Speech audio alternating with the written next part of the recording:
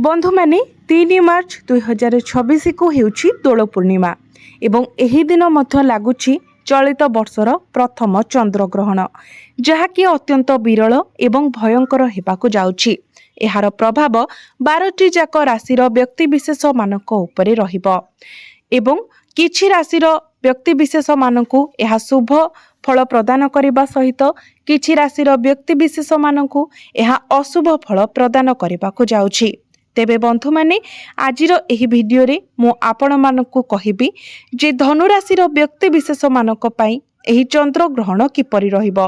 एही चंद्र ग्रहण परे आपणक जीवन रे कौन सबु घटिबो, केउ सबु परिवर्तन आपणक जीवन रे आसीबो, केउ सबु क्षेत्र रे आपणकु सफलता मिलिबो एवं केउ सबु क्षेत्र रे आपणकु प्रतिकारर आवश्यकता रहिबो। तेबे ए विषय संपूर्ण भापरे जानिबा पई आपण माने भिडियोटी को स्किप न करी शेष पर्यंत निश्चय देखंतु एवं भिडियोटी को लाइक करी चैनल को सब्सक्राइब करी दियंतु। कमेंट बॉक्स रे भक्ति एवं श्रद्धार सहित जय श्री जगन्नाथ जय मां लक्ष्मी निश्चय लिखंतु। तो बंधु माने आसंतु आरंभ करिबा आजिर एही कार्यक्रम को जहाँ आपणकर जन्म राशि तथा चंद्र राशि उपरे आधारित अटे। तेबे बंधु माने एही चंद्र ग्रहण परे आपणक कुंडलीर तृतीय भावरे गोचर करिवे बुध शुक्र राहु एवं मंगल, चतुर्थ भावरे गोचर करिवे शनि एवं शुक्र, सप्तम भावरे गोचर करिवे गुरु एवं आपणकर नवम भावरे गोचर करिवे केतु। तेबे बंधु माने आपणक राशिर अधिपति आपणकर प्रथम भावर अधिपति हेउछंती देवगुरु बृहस्पति। तो गुरु आपणकर सप्तम भावरे गोचर करुछंती किंतु गुरु वर्तमान बक्री अवस्था अछंती एवं 11 मार्च को गुरु बक्रीरू मार्गी होई जिवे। यह आपणक पई बहुत भल रहिबो। गुरुंकर दृष्टि आपणकर प्रथम भाव उपरकू रहिबो। यार अर्थ हेउछि आपण सुस्थता को त्वरान्वित करिवे। एबे आपण लक्ष्य करुथिबे जे आपणकर स्वास्थ्य खराब रहुछि, बारंबार किछि ना किछि असुस्थता आपणक मध्यरे लागि रहुछि किंतु गुरु जेतेबेले मार्गी होई जिवे अर्थात एही परे परे आपण निजको स्वास्थ्यवान अनुभव करिवे। आपणकर इम्यूनिटी सिस्टम स्ट्रांग हेबो। आपणकर पंचम भावर अधिपति मंगल तृतीय भावरे गोचर करुछंती, सूर्य मध्य तृतीय भावरे गोचर करुछंती। एहा टिके द्वंद्वपूर्ण रहुछि कारण राहु एवं मंगल एकत्र होई अंगारक दोष गठन करुछंती। सूर्य एवं राहु मिसी ग्रहण दोष गठन करुछंती। एहार अर्थ आपणकर आखिरे टिके ज्वलन भली समस्या देखा देई पारे। मंगल हेउछंती रक्त संपर्कित ग्रह, रक्तर कारक ग्रह। तो आपणकर टिके एलर्जी इन्फेक्शन भली समस्या देखा दे पारे। आपणको अनेक छोट छोट यात्रा करबाको पड़ी पारे। आपण कोनोसी जिनिस द्वारा शीघ्र प्रभावित होई पारंती। तेबे एहा केवल 11 मार्च पर्यंत रहिबो कारण गुरु 11 मार्च को बक्रीरू मार्गी होई जिवे। तो आपणक स्वास्थ्य रे जहाँ भी किछि समस्या थिला से सब आपणकर दूर होई जिवो एवं आपण निजको स्वास्थ्यवान अनुभव करिवे। किंतु 11 मार्च पर्यंत आपणको आपणक स्वास्थ्यर ध्यान रखिबाको पड़िबो। आपणकर शिक्षा कथा जदि कहिबा तो आपणकर पंचम भावटी होइताय शिक्षार भाव। तो आपणक पंचम भावर अधिपति मंगल तृतीय भावरे गोचर करुछंती। मंगलଙ୍କ सहित राहु मध्य गोचर करुछंती एवं गुरुଙ୍କ ठारू नवम स्थान रे मंगल गोचर करुछंती। तो आपण आपणकर पाठ पढ़ा को नेकी ट्रैवलिंग करि पारंती। आपण किछि नुआ कोचिंग सेंटर रे जॉइन करि पारंती। आपणकर पाठ पढ़ा को नेकी आपण किछि इंक्वायरी करि पारंती। आपण जदि आपणकर पाठ पढ़ा को नेकी किछि ट्राई करबा को चाहुचंती, किछि स्टेप नेबा पई चाहुचंती तो आपणक पई बहुत भलो रहिबो। पाठ पढ़ा संबंधित आपण काहाटारू किछि परामर्श नै पारंती। तेबे बेले बेले आपणक मध्यरे कन्फ्यूजन आसी पारे कारण मंगल एवं राहु एकत्र होई अंगारक जोगर निर्माण करुछंती किंतु एही समस्त ग्रह मानक उपरे गुरुंकर दृष्टि रहुछि। एहार अर्थ हेउछि जेते समस्या आसिले मध्य आपण जहा चाहुचंती शेषरे आपणको ताहा मिलि जिवो। अंगारक दोष पई प्रत्येक कार्य रे आपणको बाधा विघ्नर सामना करिबाको पड़िबो। ताहा आपणकर एग्जाम हेउ किंबा पाठ पढ़ा रिलेटेड जेकोसी जिनिस हेउ प्रथमे आपणको समस्यार सामना करने पड़ो किंतु जदि आपण हारि न जाई आगको बढ़ुछंती तो सफलता मध्य आपणको निश्चित भाव में प्राप्ति हेबा।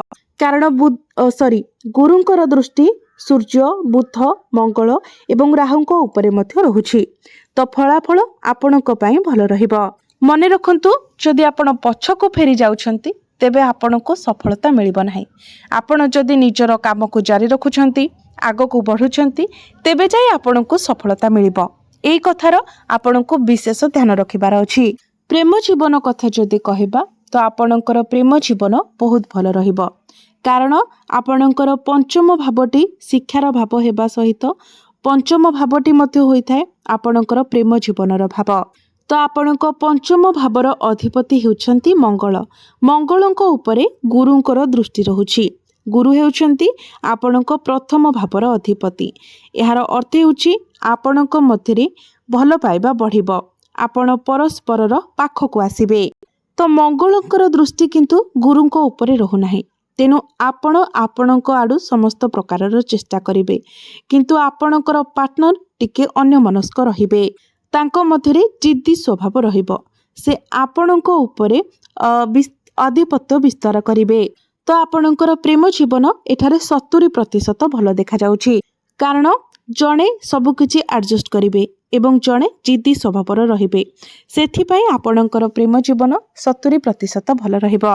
बाकी जो 30% रहुछि ताहा आपणकर पार्टनरकर जिद्दी स्वभाव लागि टिके समस्या देखा देबो। वैवाहिक जीवनर कथा जदि कहबा तो सप्तम भावटी हेउछि आपणक वैवाहिक जीवनर भाव। तो बंधु माने आपणक राशिर अधिपति आपणक प्रथम भावर अधिपति निजे ही सप्तम भावरे गोचर करुछंती। यार अर्थ हेउछि आपण आपणक जीवन साथींकर घरे प्रवेश करिसेंती।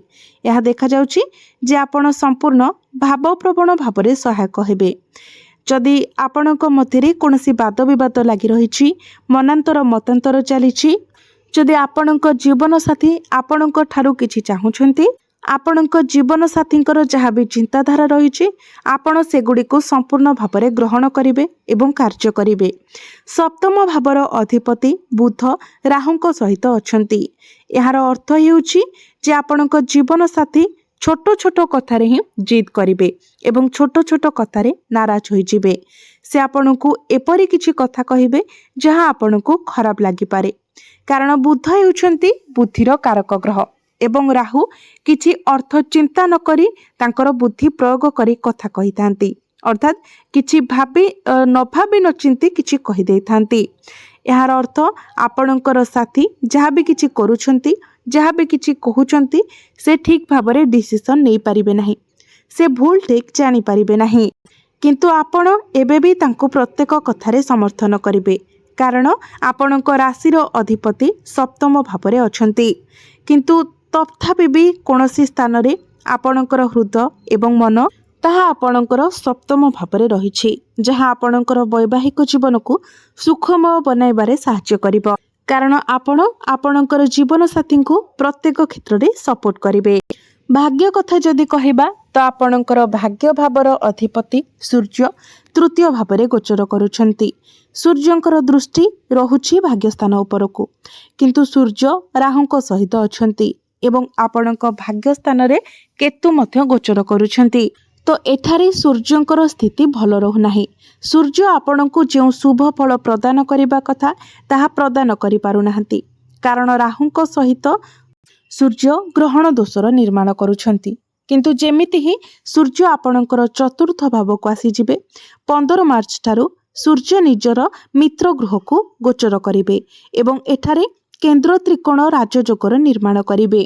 तो यह आपणक पई बहुत भल रहिबो। 15 तारीख परे आपणको आपणक भाग्यर पूर्ण समर्थन मिलिबो। तो 15 तारीख परे जदि आपण किछि शुभ कार्य करबा को चाहुचंती, किछि इन्वेस्टमेंट करबा को चाहुचंती, किछि बड़ काम करबा को चाहुचंती, कोनोसी स्थान को यात्रा करबा को चाहुचंती, आपणकर किछि मीटिंग अछि, आपण किछि बड़ प्लानिंग करूचंती, तो ए सब क्षेत्र में आपणकर भाग्य आपणको संपूर्ण भाव में समर्थन करिब। तेणु आपण एभली जहाँ भी किसी डिसीजन नेबा पई जाउछंती 15 मार्च पर्यंत आपण अपेक्षा करंतु एवं सूर्य को चतुर्थ भाव को आसवा को दियंतु। ता पूर्व आपणकर भाग्य रे टिके बाधा एवं समस्या देखा दे पारे। क्यारियर कथा जदि कहिबा तो दशम भावटी हेउछि क्यारियर भाव। आपणक दशम भावर अधिपति हेउछंती बुध। बुध आपणकर तृतीय भाव रे अछंती। आपणकर दशम भाव रे शनि एवं शुक्रंकर दृष्टि रहुछि। शुक्र हेउछंती आपणकर षष्ठ एवं एकादश भावर अधिपति। यार अर्थ हेउछि आपण पदोन्नति विषय चिंता करि पारंती किंबा आपणकर चाकरी क्षेत्र में पदोन्नति मध्य होई पारे। चाकरी क्षेत्र में आपण किछि परिवर्तन करि पारंती। आपणक द्वितीय भावर अधिपति शनिंकर दृष्टि मध्य एठारे रहुछि। अर्थात धन भावर अधिपति एवं लाभ भावर अधिपति उभय आपणकर दशम भाव को देखुछंती, जहाँ आपणकर क्यारियर रे एक गुरुत्वपूर्ण परिवर्तन आनिबा पई यथा संभव चेष्टा करिब। आपणको कहार समर्थन मिली पारे। चाकरी क्षेत्र में आपणको पदोन्नति मिली पारे किंबा आपणको किछि आर्थिक लाभ मिली पारे। आपणकर दशम भावर अधिपति बुध तृतीय भाव रे अछंती। बुध एठारे टिके दुर्बल अवस्था रे रहुछंती, तो क्यारियर रे टिके असुविधा सामान्य बाधा आसीबो, किंतु शेष रे जिनिस गुड़िक मध्य आपणको प्राप्ति हेबो। तेबे बुधंक सहित एठारे राहु रहुतिबा हेतु आपणको आपणकर वाणी उपरे नियंत्रण करिबाको पड़िबो। कथावार्ता करिबा समय आपणको आपणकर कथावार्ता उपरे ध्यान रखिबाको पड़िबो। आपण हठात करी एपरि किछि कुहंतु नाही जहाँ आपणकर कहिबा अनुचित अटे।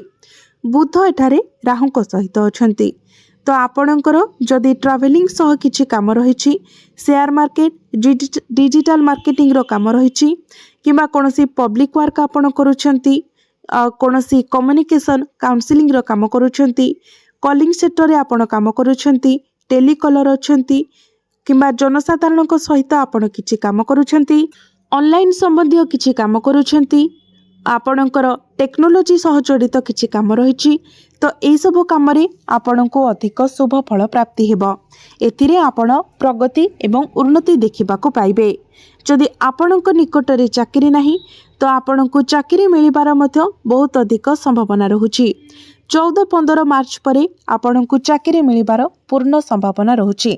तेणु आपण निज तरफरु चेष्टा जारी रखंतु। तेबे मने रखंतु आपणको आपणकर वाणी उपरे संपूर्ण भावरे नियंत्रण रखिबार अछि। व्यवसाय कथा जदि कहिबा तो व्यवसाय आपणकर बहुत भल देखा जाउछि। आपणकर व्यवसाय 80% भल रहिबो। आपणकर किछि खर्च होई पारे, किछि अनावश्यक खर्च मध्य होई पारे, तो आपण एठारे निजर खर्च को नियंत्रण करबाको पड़िबो, किंतु व्यवसाय आपणकर भल रहिबो। आपणकर व्यवसाय पई ही टंका खर्च करिवे। तेबे आसंतु जानिबा किछि प्रतिकार विषय जो प्रतिकार गुड़िक करबा द्वारा आपणको अधिक मात्रा रे शुभ फल प्राप्ति हेबो एवं जहाँ किछिटा अशुभत्व रहउछि से गुड़िक मध्य खंडन होइजिबो। तो सेथि पई आपण प्रत्येक दिन गुरुंकर बीज मंत्र 108 थर जप करंतु। प्रत्येक दिन हनुमान चालीसार पाठ करंतु एवं प्रत्येक दिन आपण उदित सूर्य को तंबा पात्र रे जलार्घ्य अर्पण करंतु। यह सहित आपण प्रत्येक दिन मंगलंकर बीज मंत्र मध्य 108 थर जप करंतु। आपणक पई बहुत भल रहिबो। तो बंधु माने आपणकर जीवन मंगलमय हेउ, एहा ही ईश्वरंक निकटरे मोर प्रार्थना। धन्यवाद।